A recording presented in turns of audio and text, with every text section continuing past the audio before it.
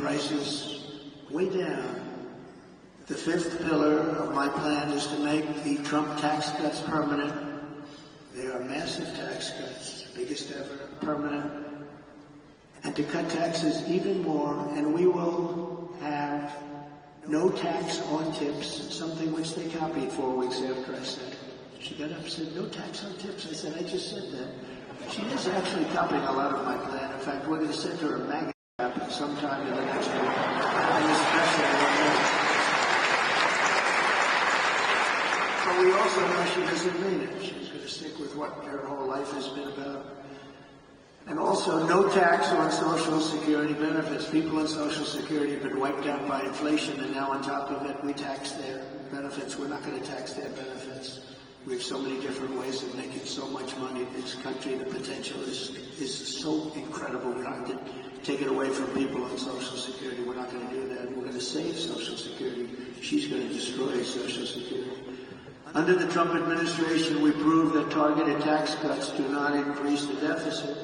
They reduce the deficit by growing the economy and raising revenue. After we gave the massive tax cuts, we took in the following year with a much lower rate, billions and billions of dollars more than we did the previous year with a high rate. Think of that. So with a much lower rate, we took in more money because people were incentivized.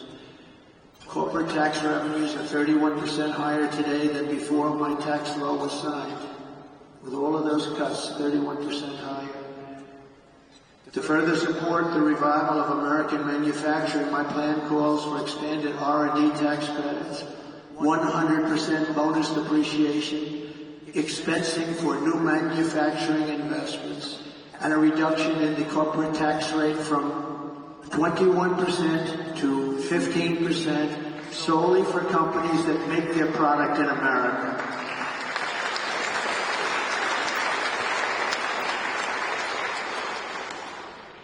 To make your product in America.